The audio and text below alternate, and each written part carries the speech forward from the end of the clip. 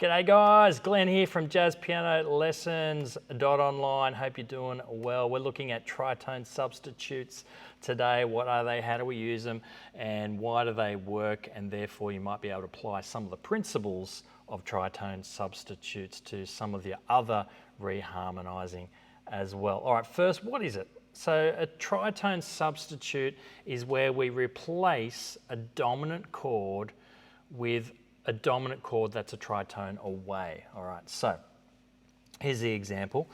D minor 7, G7, I'm playing G13 there, and then C major 7, which is a C major 9 there, right? Now instead of playing the G7, I'm going to play the dominant chord, the 7th chord, that is a tritone away from the G. All right, so tritone is 3 tones or 3 whole steps. So it's the same as an augmented 4th or a diminished 5th, right? 1 tone or a whole step there, and then so basically I'm missing a note, right? Miss another note, miss another note, right? So you can see here, G to C sharp is an augmented 4th, or if you thought of it as G to D flat, you would think of it as a diminished 5th, right? It's 3 tones away. And so instead of playing G7, I'm going to play D flat 7 or some kind of version of that. All right, so I'm playing a D flat 13 there. So instead of D minor 7, G7, see we got D minor. All right, that's cool, isn't it? All right, it's really cool. So that works really well. Let's say I was playing Autumn Leaves, the first few chords, C minor, going to an F7, going to the B flat major, right? C minor, F, B flat. All right. So instead of the F, what I'm going to do is I'm going to go a tritone away, which is the B, and play the B7 instead of the F7. Right, there's the F7. So instead, they're similar because I only played a couple of notes there, but you get the idea. All right, here's how to do it, and we'll look at some ways of practicing it, why it works, and all that kind of stuff. All right, so I'm going to go into a bit more detail now. All right, so here I've got D minor 7 for you, G13, C major 9, and then the equivalent, the D flat 1, right? So I've got literally, that's the voicing we've got there. So we've got our 7 here, this is the 9 and 3, okay? All right, now I'm only putting my that down so you can see things a bit easier, all right? That's terrible technique otherwise, isn't it? All right, all I'm going to do is I'm going to move this C to the B, and I've got a G13. All right, make sense? Okay, here's the alternative, here's the tritone. All right, in that case, we played D minor 9, and then we played D flat 9, D flat 9, in fact, right? The E flat is the 9, and then a C major 9. So there's one example of that. So you could work that out in other keys. Here's another key here for you in the key of B flat there, so you could look at that. Let me play it for you really quickly. It's exactly the same thing, I just transposed it down 1 tone for you guys. That should be an F sharp there, not a G. All right, so F sharp instead of the G there. Otherwise, it's an it's messing around with the key. It's altering the key, the chord a bit, and which you can do, which is probably why I did it, because I knew it sounded cool. All right. So let's just go back to why does it work? Why does a tritone substitute work? And here's the very simple answer to this, and that is the guide tones are the same, all right? The guide tones being the 3 and 7 of your chord. Now, they are just ridiculously important guide tones. The 3 tells you whether it's major or minor, and the 7 tells you whether, particularly if you're playing a major triad. If you're playing a major triad, the 7 tells you whether it's a major 7 or a dominant 7, a C7, right? So those few notes actually guide our ears as to what's actually going on. Okay, so when you go, here's D minor 7, there's my 7 and 3. I'm just playing just playing the guide tones here in a bass note, just so you kind of know where we're at. If I go to the G7, it's B and F, okay? And then that's C major 7. But here, so that's the 3 of the G, and that's the 7 of the F, right? If I play D flat 7, the 7 is the B, and the 3 is the F. All right, so the numbers have switched around, but it's literally the same notes, all right? So, and our ears don't really care that much about what the numbers are, right? It's just like, well, I'm hearing a B, I'm hearing an F. That's all you really care. Actually, you don't even care if it's called a B or an F anyway, do you? You know, you just hear it and think, oh, that sounds good, right? That's what's going on with the ears, right? And all music theory is trying to work out, why does it sound good, and can I replicate that some other way? Like, can I understand it so I can use it? That's all we're doing with music theory, right? So here's the same guide tones. All right. But of course the bass notes changed. And if you're playing the other notes to it, you know, you're playing the 5, you're playing maybe a 13 or a 9, those notes change.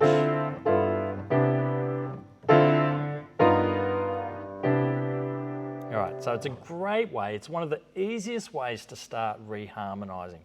Now here's a couple of little tips, ways that I use it sometimes. Sometimes I'll actually play, like think this in my mind, I'll actually change the right hand to the tritone substitute, but leave the bass note the same. Now, if I'm playing with a bass player, of course, that's already happening, right? Because he or she may not know that I'm changing to, you know, the tritone substitute, all right? But it's still going to be okay. Here's, look, same chords, right? All right. If I change the bass notes in this occasion, but keep the chord the same as the G chord, right? You've got some interesting things going on here. Now I'm going to change it the other way. I'm going to go D, G, C in my left hand, but in my right hand I'm going to play the tritone substitute, you know, the D flat. I'm going to play a D flat chord here. I'm going to play, basically think of it as a G down here, right? So, all right, that's one way to think of it, right? Now, what's actually just happening? Because you can think about this in other ways. When I went to this chord here, I'm thinking of it as a D flat 13 chord, right? But it could just be thought of as a G 7 with a sharp 5 and a sharp 9, okay?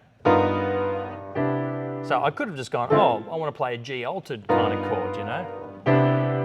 That's one way to think of it. The other way is to think of it as a tritone going across. Now, neither of those ways to think about it are particularly more right than the other way. It's just sometimes it's good to think one way, sometimes it's good to think another way. And if you have more ways to think about your music, you're just going to have some more interesting ideas that you're going to come up with along the way. Hopefully that helps you there. Now I do the same with my improvising on this too. You know, so I'm going, let's say I'm doing going to the D flat. All right, D minor 7, D flat 9, right? Like pretending it's a G, not pretending it's a G chord, reharmonizing a G7, right? Going to the C, right? And I might play D Dorian. When I go to the D flat chord, I might play the, which is really nice because we've literally changed all of the notes now, right? So,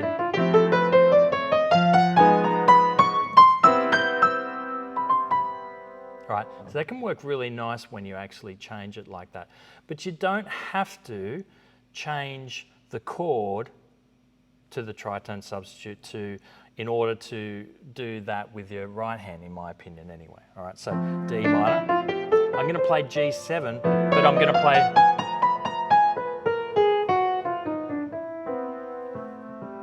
I think it works because it's closely related, right? It's not this, obviously there's some little clashes going on there, but it's so closely related that I think it, in my opinion, it works, right? And maybe you'd want to tweak a couple of notes. Maybe instead of the G flat there, you might play a G natural instead. So you can go D. that might work, you know, a little bit better. But you can see kind of my thought process that's going on here. This is like, I'm trying to help you guys to be able to, you know, maybe find something new that you might be able to play, right? Okay, so you might want to go, alternatively, you might be playing D minor, going to the D flat, and you might want to stay with the G, right? Go to the D flat chord, but stay with the G chord. All right, I mean, that works kind of really nicely, right? All right, so this is all about reharmonizing, right? And reharmonizing just the chords, it doesn't have to be where it stays. You can reharmonize what you're doing in your melody, right? Because really all melodies are just, you know, moving often in chords anyway, okay? So here's a nice little, let's go into a different key. Let's go into B flat, right? Right, 2, 5, 1 in B flat, C minor, F7, and then our B flat major 7, right? So, but let's play, right, there's just a straight, a broken up chord there, just as an arpeggio. Going to our F7, I'm going to play the tritone away arpeggio, all right? So here's my F, I'm going C, F, but I'm going to play the tritone away, which is the B, right? Go up to there, right? So C, F, but I'm going to play the B. There's the B flat. All right, C minor. I'm going to come down this time. Finish on the third.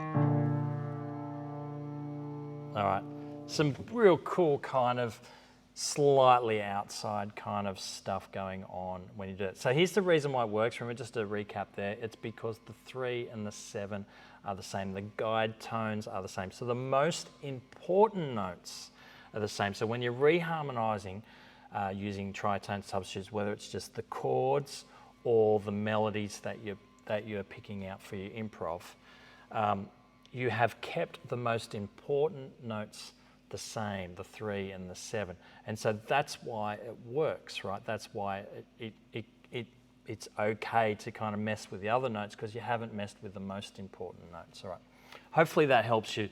And now you can take that principle a little bit further and then go, okay, well, if I want to reharmonize at other times, are there ways that I can keep the 3 and 7 the same but change my chord? All right, so that's a really great way to think about it. We might talk about that in another video, but here's just a really quick example of how that might work. And with a principle of mixture, this works just beautifully well. I'll talk about mixture in another video. All right, so mixture is where you mix up the parallel minor and the majors, and you borrow from the chords from each one of those. All right, so anyway, so let's say I'm doing, the chord progression is C major 7, E minor 7, A minor 7, D minor 7, G. All right, so I'm doing 1, 3, 6, 2, 5, 1. All right, mixture is where, well, I'm talking about now anyway, just briefly though. Mixture is where you'll pick the chords from the other ones. Now, I won't go into the detail about it, but the E minor can be played as an E flat major if you're using mixture, right? But here's the cool principle that works really well that we've just talked about with the tritone substitutes, and why that works is because the 3 and the 7 stays the same. Here's E minor 7, and there's my 7 and 3. If I play E flat major 7, I've still got the same 7 and 3, all right? So if I play E minor 7 and I'm adding in a 9, right? And I've got the 5 as well, which is the B, right? And I go to the E flat major, right, instead, right? And I play the 9 as well, and I play the 5. I'll get these chords. So I'm going from C chord to E minor. Instead of that, I can go C chord to E flat major. All right? Same thing happens with the A minor. It can actually be played as the A minor 7 because the guide tones 3, 7 are the same, but the other notes are different, right? Then I can go to the G, Play it as D flat. All right, hopefully that has helped you in some way. Hey guys, if we've met for the first time, consider liking it if you liked the video and commenting, saying g'day. I really love it when people say g'day. It's, it's great. All right, and look, if we've met a couple of times before and you're liking what's going on, how about you subscribe, and hopefully I'll bring some more content that you'll appreciate in the future. All right, I'll catch you guys soon.